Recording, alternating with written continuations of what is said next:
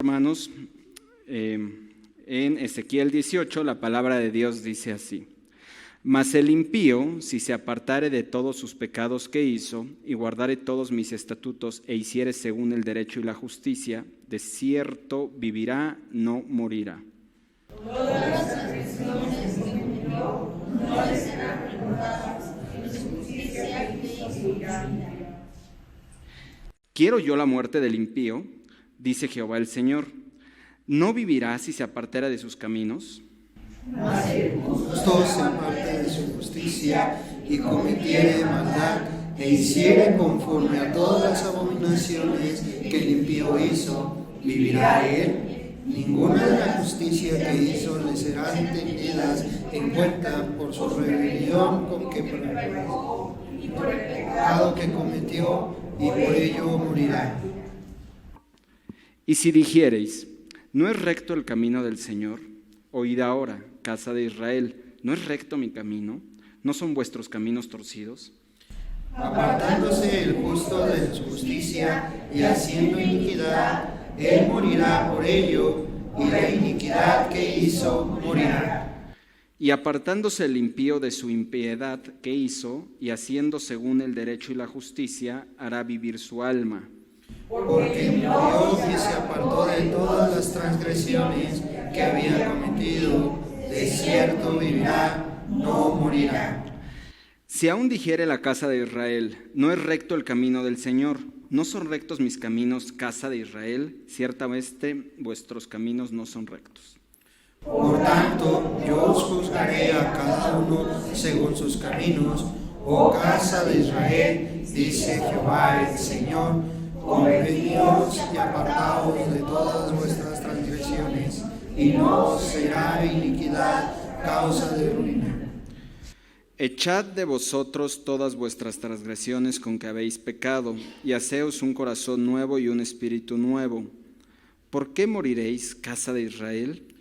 Porque no quiero la muerte del que muere, dice Jehová el Señor.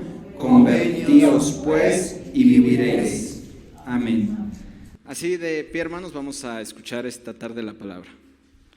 Bueno, vamos a orar. Yo les invito a que inclinemos nuestro rostro y oremos al Señor.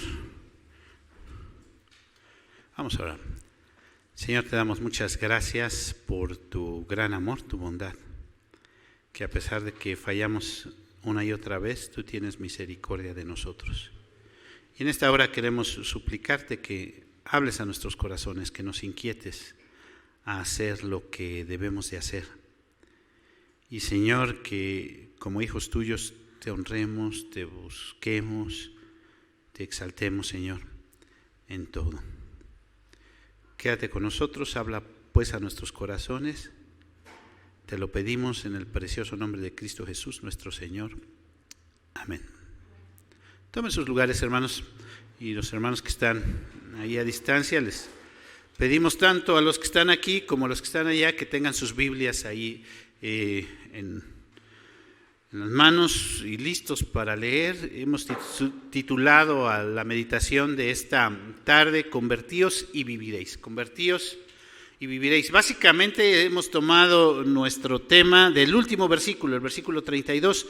Si ustedes pusieron atención, habíamos pedido leer hasta el 31, pero el último versículo dice de la siguiente manera: porque no quiero la muerte del que muere, dice Jehová el Señor. Convertíos pues y viviréis. Convertíos pues y viviréis.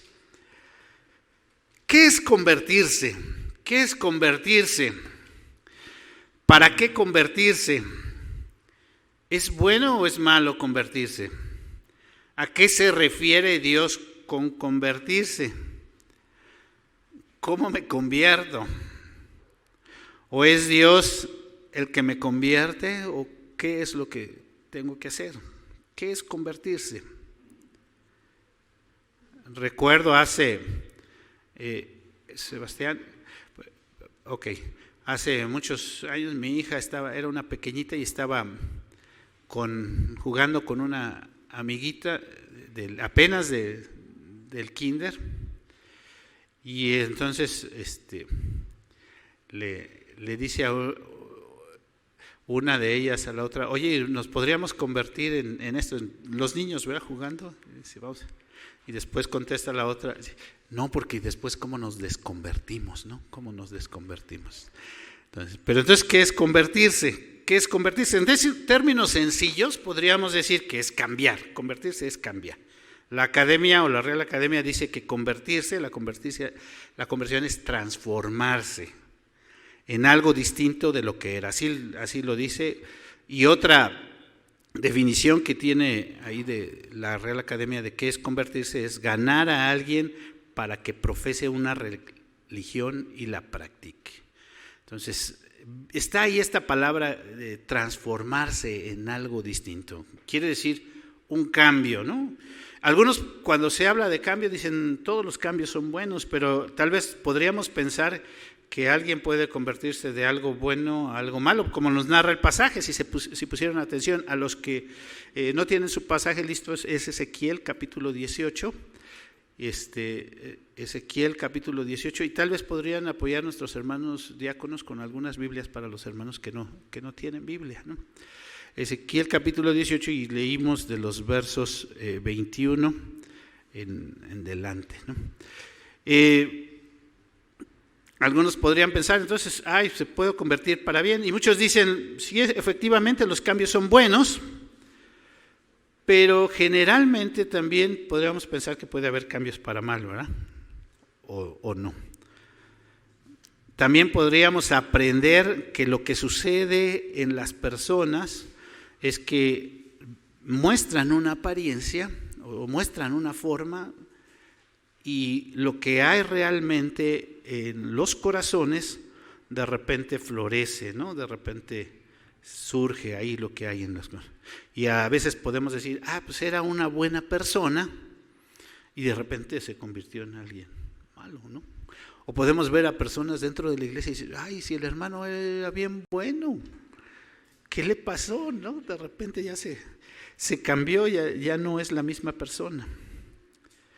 La palabra de Dios nos enseña que no hay justo, dice, y que no hay ni siquiera uno.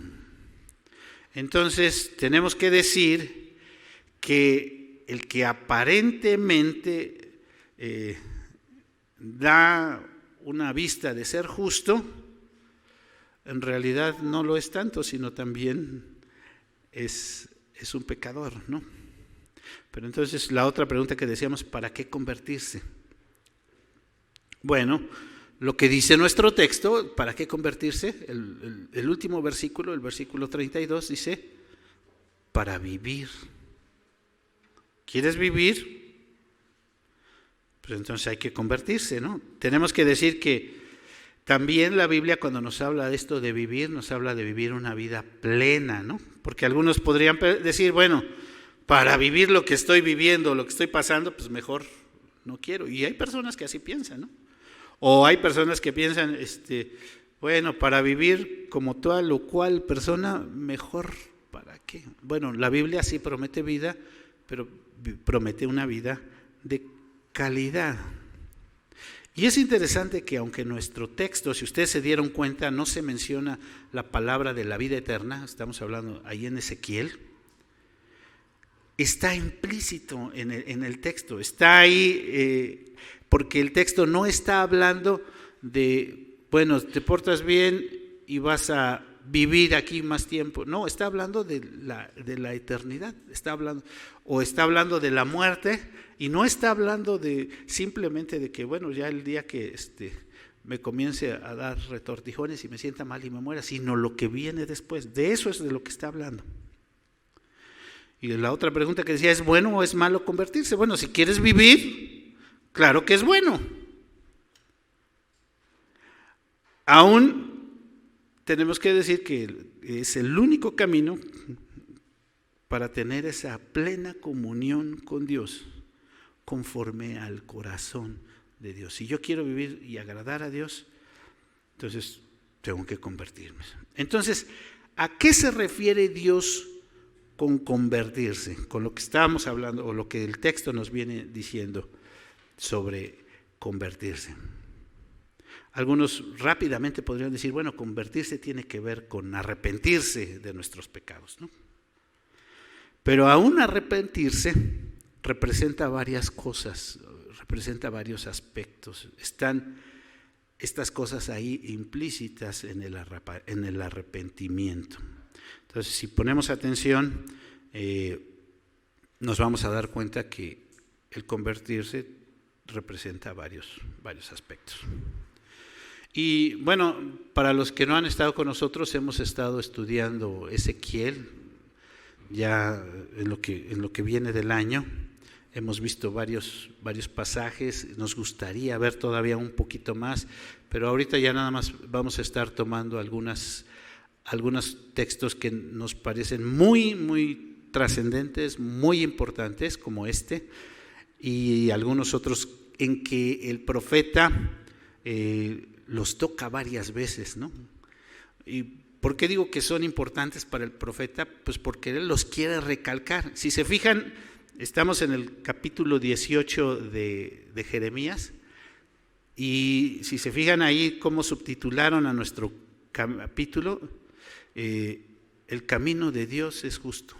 En el capítulo 33, chequen en sus Biblias, a partir del versículo 10, vuelve a repetir el profeta el tema, o sea, casi lo dice con las mismas palabras, cambian algunas cosas, pero el sentido, el contenido es el mismo. Entonces el profeta está diciendo, esto es algo muy importante, es algo que quiero que les quede bien claro, que lo consideren, porque es algo que trasciende, ¿no? Entonces vamos a hablar de eso, por eso vamos a hablar de esto, vamos a hablar un poco más adelante sobre la cuestión del atalaya, que es un tema también que repite el profeta.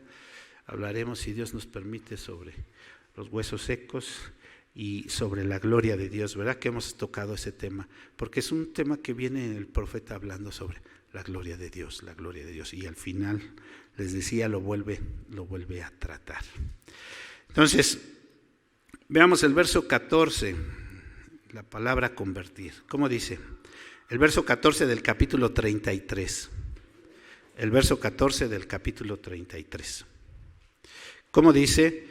Cuando yo dijere al impío, de cierto morirás, si él se convirtiere de su pecado e hiciere según el derecho y la justicia. Ahí está nuevamente la palabra convertirse. Entonces, algunos aspectos que tiene la conversión.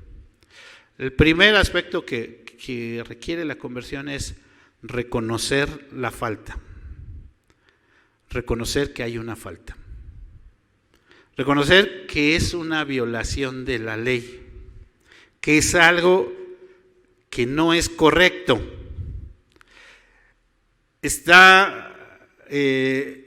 mal o está bien? A veces nosotros estamos con esa pregunta, ¿es bueno o es malo? Y eso, para que haya conversión, lo primero que tengo que reconocer es que hay una falta. Estoy actuando de la forma incorrecta. Bueno, pero esa es apenas la primera parte, ¿no? Reconocer que hay una falta. La segunda parte es arrepentirme cuando estoy cometiendo esa falta, ¿no? Entonces, si yo no sé si es bueno o es malo y lo estoy haciendo, es algo incorrecto en mi vida, ¿no? De todos modos estoy cometiendo la falta. Hay gente que sabe que algo es bueno o es malo, o es algo que es malo, sin embargo lo continúa haciendo. Generalmente las personas continúan actuando de la misma manera y muchas veces lo que dicen es que, pues si todos lo hacen, pues no debe de ser tan malo, ¿no? O, bueno, es malo, pero no es algo tan grave, ¿no? Generalmente eso es lo que pasa. Entonces, arrepentirnos de la falta, o sea, reconocer la falta y arrepentirnos de la falta son cosas diferentes, ¿sí se dan cuenta? Pero arrepentir, bueno, esto es malo y no lo debo de hacer. Tengo que reconocer que yo estoy actuando mal. Hasta ahí son dos cosas. La tercera cosa es dejar de hacerlo, que es lo que, si pusieron atención en la lectura, entonces reconozco la falta, sé que yo la estoy cometiendo, pero ahora tengo que dejar de hacerlo. Que ese es a veces lo más difícil, ¿verdad? Sé que esto está bien rico y a mí me gusta, me encanta, y entonces pues lo sigo haciendo. Como el postre, ¿verdad? Bueno, no quiero decir que comer postre sea malo, ¿verdad? Pero hay algunas cosas que dicen, ay, esto está mal, pero lo tengo que seguir haciendo, lo sigo haciendo. Y repito, como todos lo hacen, pues decimos, pues, lo sigo haciendo. Entonces, convertirse, fíjense, ya vimos 3 cosas.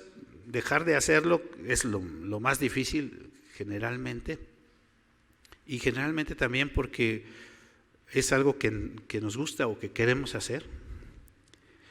Y la cuarta cosa de convertirse es hacer lo bueno, o sea, hacer la parte correcta. Si regresamos al texto que acabamos de leer, cuando yo dije al impío, versículo 14, yo dije al impío, de cierto morirás, si él se convirtiere de su pecado, fíjense, si él reconoce la falta, si él sabe que está haciéndolo, deja de hacerlo y hace lo que es correcto, e hiciere según el derecho y justicia. Y si vemos en nuestro capítulo 18, el versículo 21, mas el impío, si se apartare de todos sus pecados que hizo y guardare todos mis estatutos e hiciere según el derecho y la justicia, de cierto vivirá. ¿Qué? No morirá. No morirá. Y aquí quizá la pregunta para muchos sería, ¿y dónde está Jesús en todo esto? Porque estamos hablando en Ezequiel, en el Antiguo Testamento, 500 años antes de que viniera el Señor Jesús, 600 años antes de que viniera. ¿Dónde está el Señor Jesús en convertirse? Y ahí teníamos que decir que está en el sentido de volverse a Dios, porque la conversión, entonces dijimos, también tiene que ver con volverse a Dios. Versículo 31 del versículo 18. Echad de vosotros todas vuestras transgresiones con que habéis pecado y haceos un corazón nuevo y un espíritu nuevo. ¿Por qué moriréis, oh casa de Israel? Haceos un corazón. ¿Y cómo me hago un corazón? ¿Cómo le hacemos para hacernos un corazón nuevo? Solamente Dios es el que puede hacerlo, ¿no? Así que un corazón, y dice la Biblia, donde está tu tesoro, ahí está tu corazón, ¿no? Entonces, lo que está diciendo la Biblia en cuanto a cómo hacerte un corazón nuevo, si todo el tiempo tu corazón ha estado siguiendo algo, está persiguiendo algo, están tus anhelos, tus sueños, tus deseos, tus ambiciones, todo. Ahí está tu corazón. Entonces, deja de ver todas esas cosas, hazte un corazón nuevo, y entonces ¿a quién tenemos que buscar? Y es lo que está reclamando Dios ahí a todo su pueblo, que está diciendo, voltéenme a ver a mí, y que yo sea su tesoro, que su corazón esté donde yo estoy. Dios había prometido muchas cosas a su pueblo, la vida, sí. Había prometido al Mesías, al prometido, el que había de venir. El pueblo de Dios en el Antiguo Testamento también se salvaba pensando en Jesús, confiando en Jesús, creyendo en Jesús, en el que había de venir, creyéndole a Dios en la forma de actuar, voltear a Él. Sí, es cierto. Porque a veces decimos, bueno, ¿cómo se salvaban en el Antiguo Testamento? ¿Por las obras? No se salvaban por las obras. Lo que estamos viendo es que nadie se podía salvar por las obras. ¿Cómo se salvaban en el Antiguo Testamento? Creyéndole a Dios, confiando en Dios, esperando en Dios, sabiendo que las promesas de Dios eran reales y eran verdaderas. ¿Y cómo nos podemos salvar hoy? Convirtiéndonos, creyéndole a Dios, confiando en Dios, creyendo que las promesas de Dios son verdaderas en Cristo Jesús, nuestro Señor.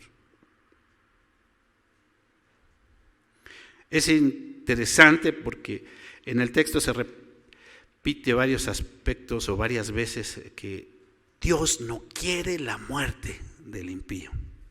Dios no quiere la muerte. ¿Por qué van a morir? ¿Por qué van a morir? Y Él envió a su Hijo a morir por nosotros. En tiempos de Ezequiel, entonces ellos tenían la promesa del que había de venir, en el que ellos esperaban. Hoy nosotros tenemos la promesa que en Cristo Jesús tenemos nueva vida. Conversión. Es interesante, y esto también me llama mucho la atención, que el profeta es enviado a predicar al pueblo de Dios. Y digo, ¿por qué es interesante? Porque se supone que el pueblo de Dios ya está convertido, ¿no? Se supone que el pueblo de Dios ya conoce de Dios y sabe de Dios, y ¿por qué necesita convertirse? Bueno, porque el pueblo de Dios no estaba actuando de la manera correcta, de la forma correcta. Hace algunos años me recuerdo de varios evangelistas, algunos hermanos, pues que Dios usó mucho en la cuestión del evangelio, y ellos decían y hablaban mucho de el evangelio o el evangelio para los evangélicos. Lo digo otra vez, el evangelio para los evangélicos. Y ellos decían, bueno, salimos a las calles y predicamos a la gente que ellos deben de venir y reconocer al Señor Jesús como su único y suficiente Salvador. Pero dentro de la iglesia estamos viviendo una experiencia en donde muchos son evangélicos, pero hay pocos cristianos. Y hay muchos que no han conocido realmente el evangelio. Y ahí tendríamos que ver esta parte de la conversión. Y algunos piensan, bueno, yo soy parte del pueblo de Dios, yo asisto regularmente a la iglesia y pues yo disfruto de las bendiciones. Y hoy día muchos evangelistas cuestionan esto, que si realmente son salvos aquellos que simplemente hicieron una oración al recibir a Jesús en su corazón y dijeron, yo ya soy salvo. ¿Por qué? Porque no se ve un cambio radical en las personas, y la Biblia habla de la novedad de vida, de una nueva vida en Cristo Jesús. Y eso es también lo que está reclamando Ezequiel, o lo que está reclamando Dios a través de Ezequiel a su pueblo. Que ellos, siendo el pueblo de Dios, estaban viviendo en una forma completamente diferente, o están haciendo lo que hacen los otros pueblos, y ya vimos la otra ocasión que no solo estaban haciendo lo malo que hacían los otros pueblos, sino que estaban haciendo más mal que lo que hacían ellos. Les ganaban, ¿verdad?, a los que estaban a su alrededor. Y entonces, algo que muchos predicadores hoy se cuestionan es que cuando ha habido grandes reformas por el evangelio, generalmente también hay cambios radicales en la sociedad. Cuando Josías o cuando el tiempo de la reforma, hay cambios. O sea, no solo la iglesia se canta más bonito y se oye bien, sino que hay cambios en la conducta de las personas, y eso trae consecuencias en la sociedad, porque hay cambios. Y entonces algunos cuestionan qué es lo que está pasando hoy con nuestro vecino del norte, donde se supone que hay muchos evangélicos y no se está viviendo conforme a la palabra de Dios. ¿Y qué es lo que está pasando con tantos evangélicos en Latinoamérica, donde no se ve una transformación, no se ve un cambio? En nuestra iglesia específicamente no se ve. Más bien, los evangélicos hoy nos estamos conformando mucho a lo que hacen los demás, los de afuera. Seguimos, es bueno, es malo esto, es bueno, es que porque mi corazón está en esas cosas, y me pregunto que si yo también lo puedo hacer y si quiero seguir, porque mi corazón sigue luchando ahí. ¿No reconocemos la falta? ¿Y por qué es el aspecto de que no reconozco la falta? A lo mejor muchas veces, bueno, hemos hablado de esto en diferentes ocasiones, Cuando nos preguntamos ¿es bueno o es malo? Pues citamos allá 1 Corintios 10, donde dice, todo me es lícito, pero no todo me conviene, todo me es lícito, pero no todo edifica. Y después más adelante, si pues coméis o bebéis o hacéis cualquier otra cosa, hacedlo para la gloria de Dios. Entonces, si tú te quieres preguntar si es bueno o si es malo, pregunta, ¿esto lo hago y me conviene? ¿Esto me edifica? ¿Esto agrada a Dios?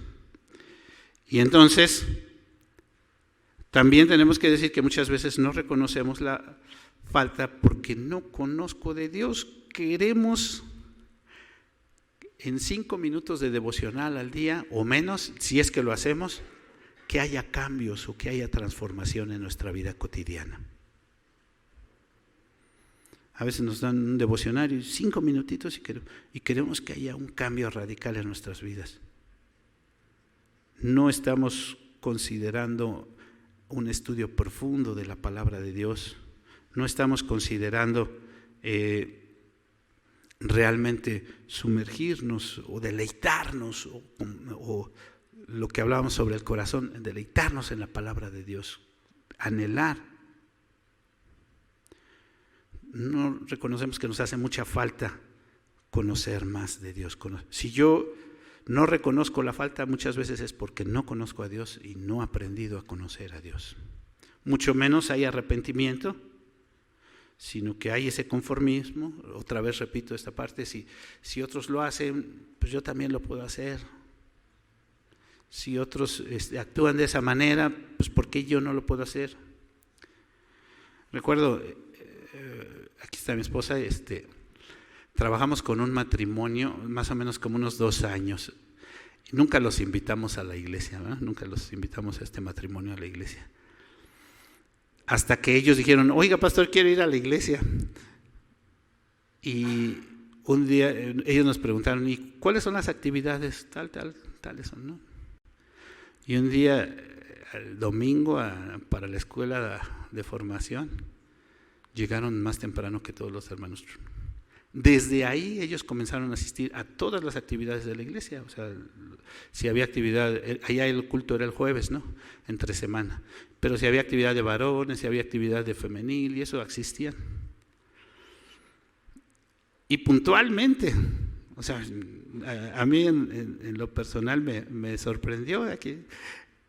Pero poco a poco comenzaron a asistir menos, o sea, de repente ya faltaban un domingo. Y, ¿qué pasó, no? Y uno como pastor va, oye, yo veo que venías con este ánimo y con todo eso.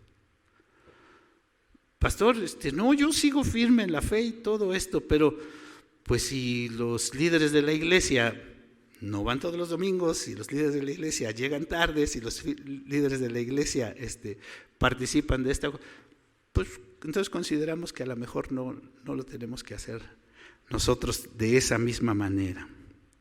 Entonces muchas veces no nos damos cuenta. Y lo que está diciendo nuestro texto es dejar de hacer lo que estamos haciendo mal. ¿Sí se dan cuenta? De convertirnos. Y a veces tengo que reconocer simplemente que no estoy actuando de la mejor forma. No solo, a lo mejor digo, no, yo no soy alcohólico, o no soy un vicioso, o no soy un delincuente, pero muchas cosas que debería de estar haciendo.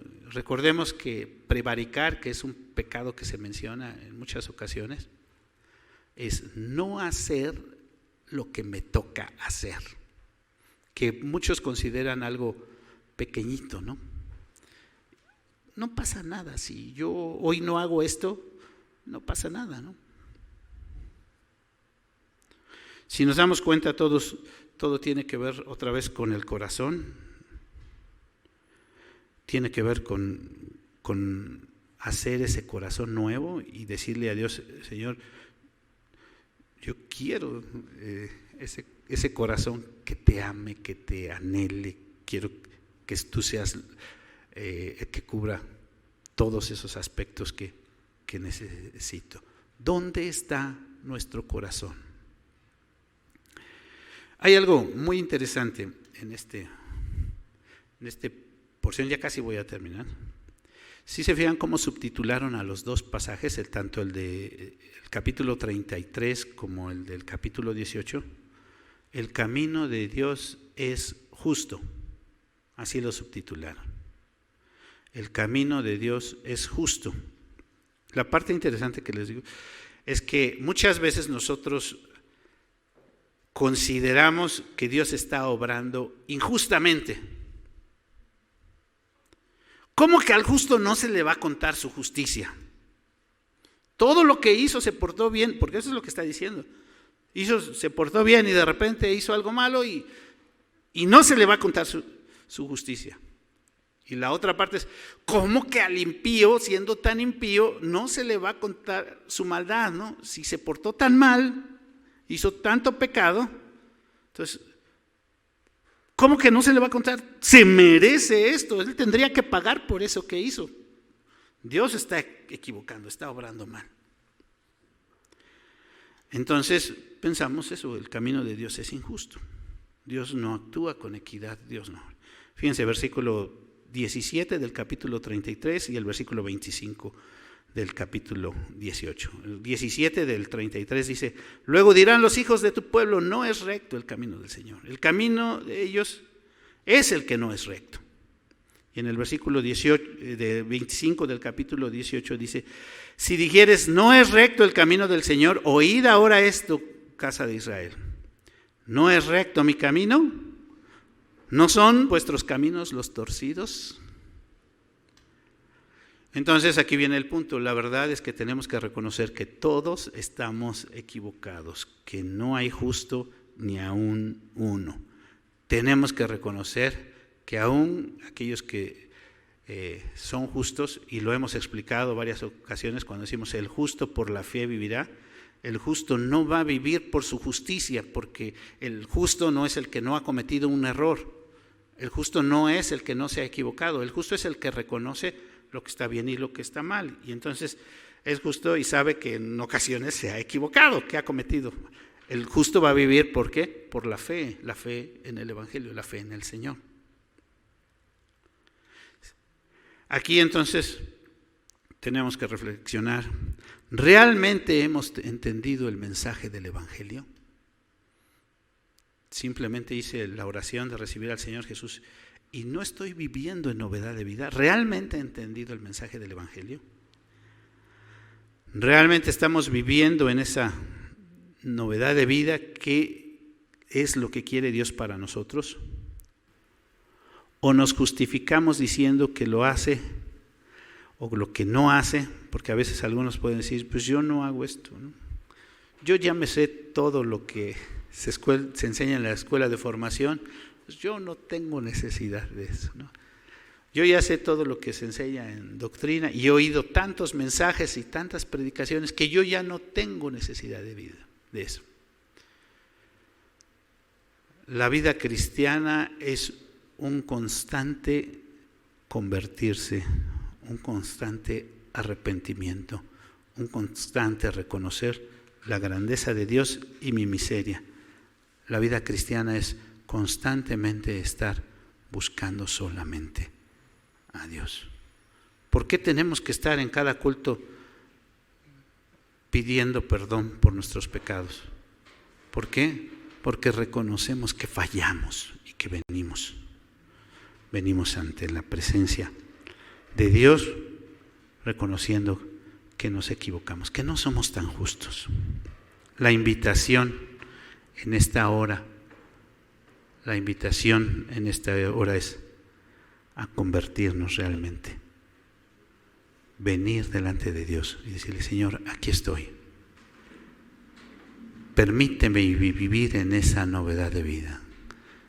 Como hijo tuyo reconozco la necesidad que tengo de ti y reconozco mi miseria y mi pecado. No importa que tengas 20 años o 30 o 50 años en el Evangelio. Necesito de ti. Dios, produce el cambio en mí. Sigue obrando tu bondad, tu misericordia en mi vida. Vamos a orar. Les invito a que inclinen su rostro. Señor, tú nos conoces, sabes cómo somos, nada hay oculto ante tus ojos. Tú eres el Rey de Reyes, el Señor de Señores, y que escudriña los corazones. Señor, te suplicamos que nos perdones si no hemos estado actuando en la forma correcta, y te suplicamos de tu gracia, tu bondad, que obre, Señor, en nuestras vidas. Ese cambio guía nuestros corazones hacia la cruz de Cristo, quebranta nuestros corazones, y que nuestro único anhelo, nuestro único deseo, nuestro más ferviente, Señor, sea honrarte, glorificarte, buscarte solamente a ti.